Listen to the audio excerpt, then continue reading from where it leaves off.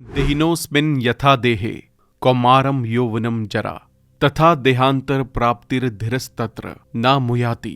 यानी कि जिंदगी आत्मा से शुरू हुई थी और आखिर में आत्मा पर ही जाकर खत्म हो जाएगी। हमने क्या किया, किस तरह से किया और उसका नतीजा क्या निकला, इस बात से कोई फर्क नहीं पड़ता। क्योंकि हे अर्जुन, इस दुनिया में तुम भी कई बार आ चुके हो और मैं भी। इसलिए उठो और अपने कर्तव्यों को निभाओ। ये लाइन सुनकर आपको ऐसा लग रहा होगा जैसे इस दुनिया के अंधेरे में आपको रोशनी नजर आ गई हो। दरअसल इस दुनिया में बहुत सारा अंधेरा है और हम उस अंधेरे को नजरअंदाज कर रहे हैं। दुनिया में भले ही बल्ब का आविष्कार हो चुका हो, लेकिन हमारे मन में अंधेरा बढ़ता जा रहा है। इसी का रिजल्ट है कि आज की दुनिया के 100% लोग मिसगाइडेड हैं। उनके पास ना तो चलने के लिए कोई रास्ता है और ना ही चलाने के लिए कोई सारथी। वो बस अपने आप को किसी तरह से अनजाने रास्तों पर घसीट रहे हैं। जब ये घसीटने की क्षमता खत्म हो जाती है तब क्या होता है, ये आप स्क्रीन पर देख सकते हैं। दुनिया भर में हर साल लगभग 8 लाख लोग सुसाइड से मर जाते हैं। 2021 में 1,64,033 भारतीय लोगों ने सुसाइड किया। इस साल का नेशनल सुसाइड रेट था 12, यानी कि हर 1 लाख लोगों में से 12 लोगों ने सुसाइड किया, जो कि 1967 के बाद सबसे ज्यादा है। और ये तो बात है एंड रिजल्ट की। इसके अलावा भी इंसानों का एक बड़ा परसेंटेज है जो कि खुशियों की तलाश में इतना दुखी हो चुका है कि वो डिप्रेशन और एंजाइटी को फेस कर रहा है। लेकिन इस वीडियो में हम आगे जो भी बातें करेंगे, अगर आप उसे समझ गए तो इवेंचुअली आपको अपनी लाइफ में फर्क देखने को मिलेगा। जहां पर सब मिसगाइडेड हों, वहां जरूरत पड़ती है ऐसे सारथी की जो सही रास्ता दिखाए। और आज हम इस दुनिया के सबसे बड़े सारथी की 9 एडवाइसेस के बारे में बात करने वाले हैं। हमारी जिंदगी मेनली 3 डोमेन्स में बटी होती है। हम यानी कि हमारा मन, उसके बाद दुनिया और उसके लोग जिन्हें हम रिलेशन के तौर पर नोट कर सकते हैं, और तीसरा डोमेन है हमारे सपने, जो कि पहले दोनों डोमेन्स का बाय प्रोडक्ट है। अब बहुत से लोग ये सोच रहे होंगे कि सपने कैसे इन दोनों का बाय प्रोडक्ट हो सकते हैं। दरअसल अगर आप गौर से देखें तो आपका कोई भी सपना आपका अपना नहीं है। जब उसका ओरिजिन हुआ था तो वो इन्फ्लुएंस था, और जब वो पूरा हुआ तब उसके कंप्लीशन या फिर उसके ना पूरे होने में भी पूरी तरह से आपका कॉन्ट्रीब्यूशन नहीं है। इसलिए आप बोनस एडवाइस इसे समझ सकते हैं कि आपको क्रेडिट 100% नहीं मिल सकता, चाहे वो फेलियर का हो या सक्सेस का। आगे बढ़े तो हम श्री कृष्ण की एडवाइसेस को इन 3 डोमेन्स के थ्रू एक्वायर करेंगे। इन एडवाइसेस का सोर्स एक तो आप श्रीमद् भगवद गीता को समझ सकते हैं, और उसके अलावा महाभारत के अलग अलग पर्वों को भी एक्सप्लोर करके इसे आपके लिए कंपाइल किया गया है। तो शुरुआत करते हैं माइंड से। अगर आप अपने माइंड को इंसान के जैसा माने तो यही एक ऐसा इंसान है जो कि पूरी लाइफ, पहली सांस से लेकर आखिरी सांस तक आपके साथ रहता है। ऐसे में आपका माइंड और माइंडसेट ही डिसाइड करता है कि आप बाकी के 2 डोमेन्स में कैसा करेंगे। तो पहली एडवाइस यहाँ पर है मेडिटेशन।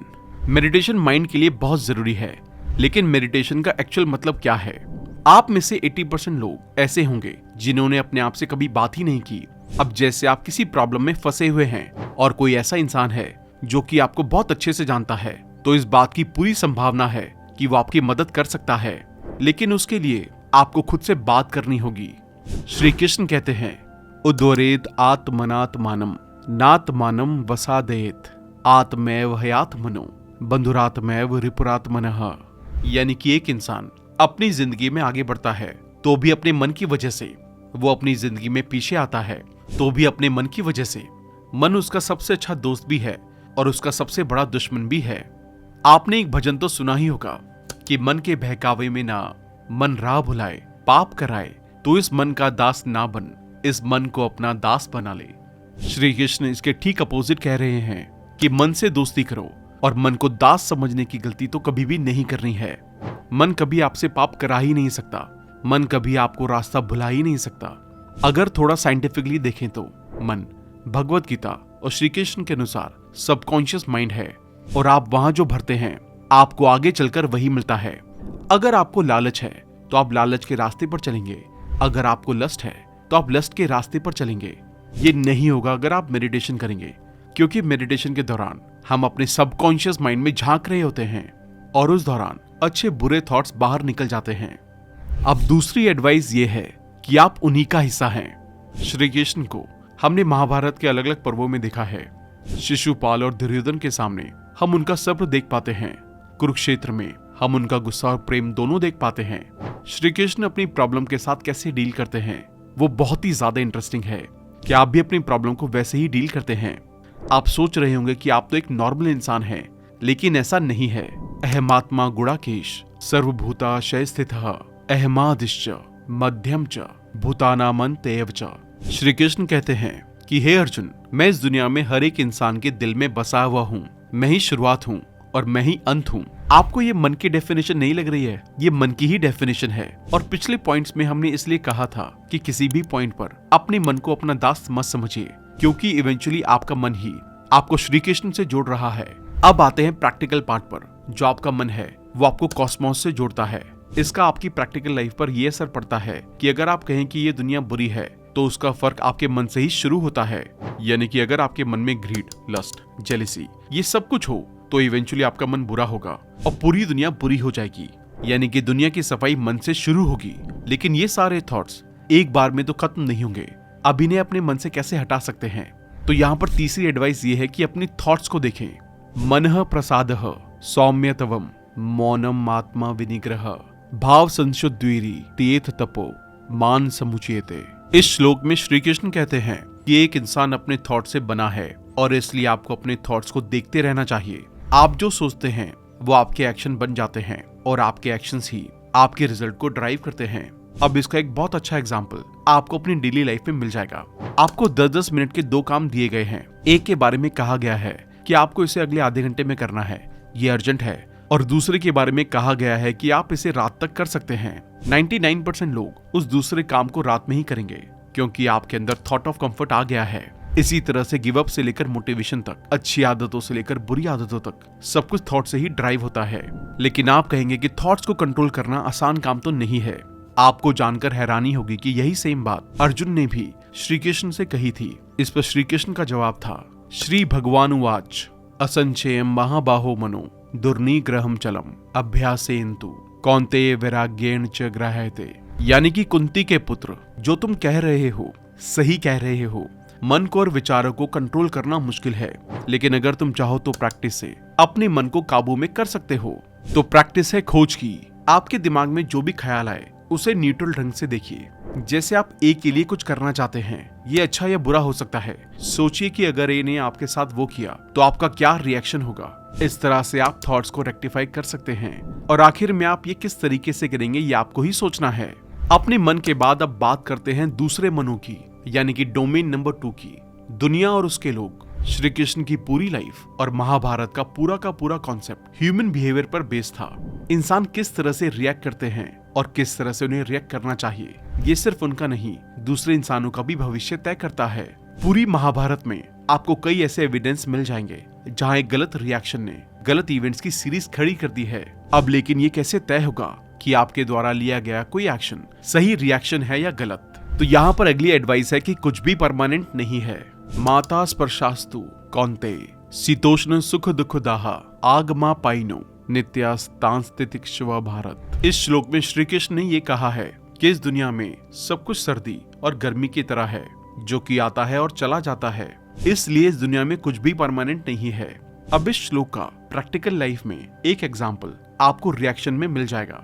आपके जो रिएक्शंस टेम्परेरी इमोशंस को लेकर रहे हैं, जैसे ग्रीड या लस्ट, उन पर आपको हमेशा पछतावा हुआ है। और आपके जो रिएक्शन परमानेंट इमोशंस जैसे अच्छे के लिए इंसानियत को लेकर रहे हैं, उन्हें लेकर आपको हमेशा अच्छा महसूस हुआ है।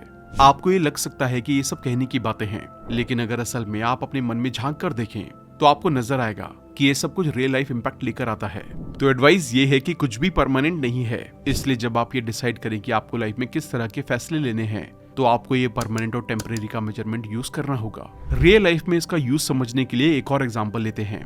मान लीजिए कि आप किसी मीटिंग में हैं। इस मीटिंग में कोई कुछ ऐसा कहता है कि आपको गुस्सा आ जाता है। गुस्सा हमेशा टेम्परेरी इमोशन में गिना जाता है, लेकिन उस गुस्से के रिजल्ट से होने वाली चीजें हमेशा परमानेंट होती हैं।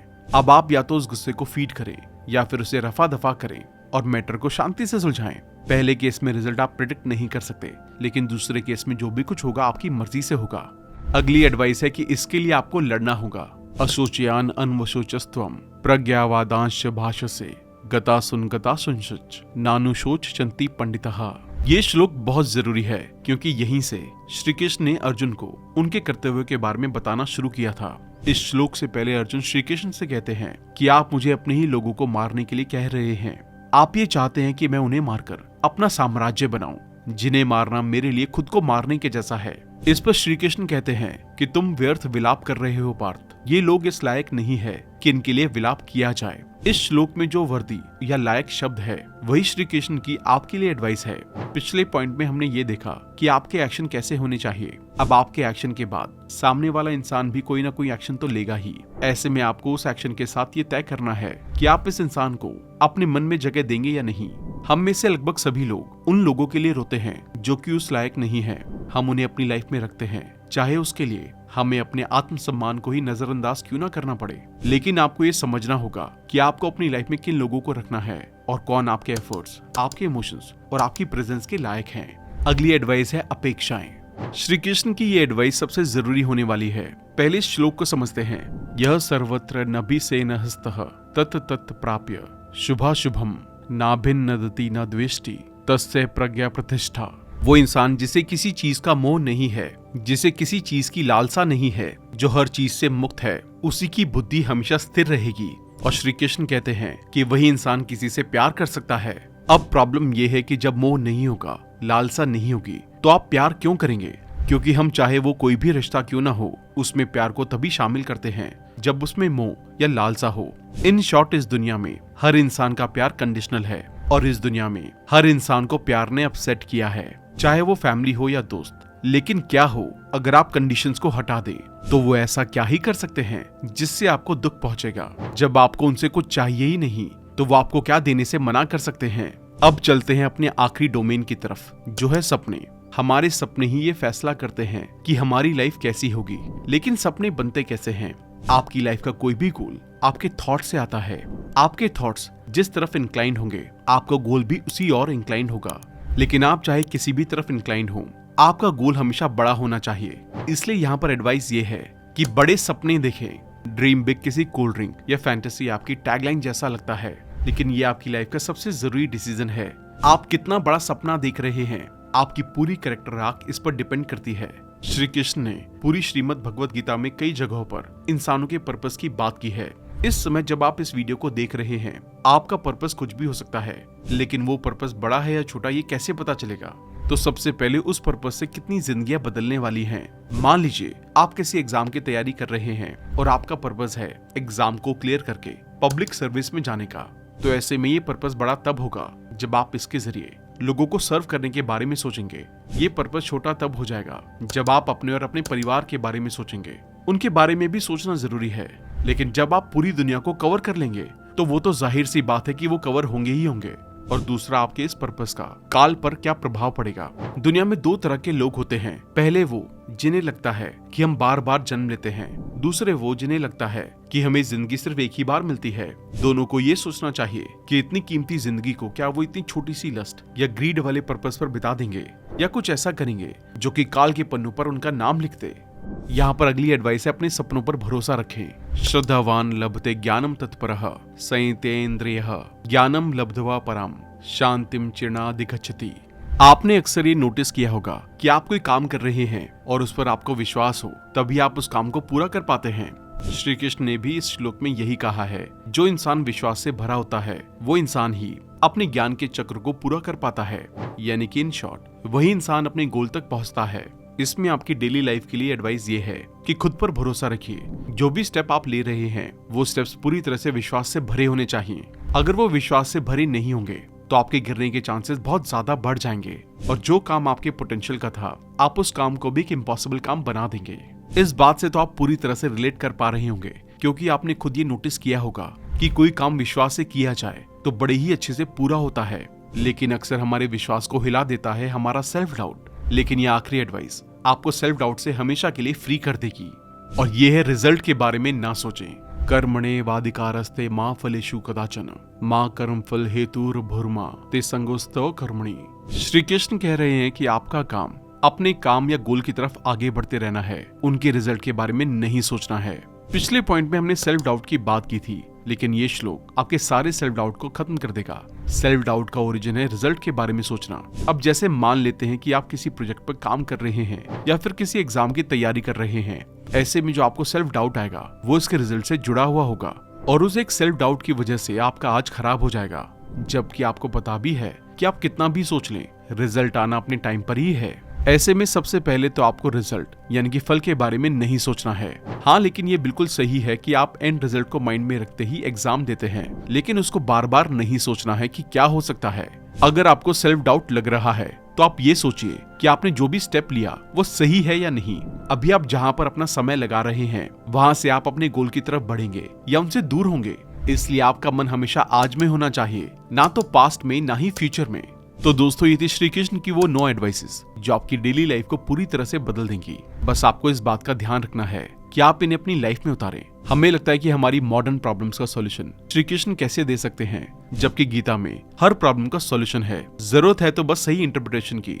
आप इसके बारे में क्या सोचते हैं हमें कमेंट करके जरूर बताएं। और अगर आप गीता के सभी 18 अध्यायों को डिटेल में समझना चाहते हैं तो उस वीडियो का लिंक भी हमने डिस्क्रिप्शन में डाल दिया है। जल्दी मिलते हैं और भी बेहतरीन वीडियो के साथ। Thank you so much. जय श्री कृष्णा।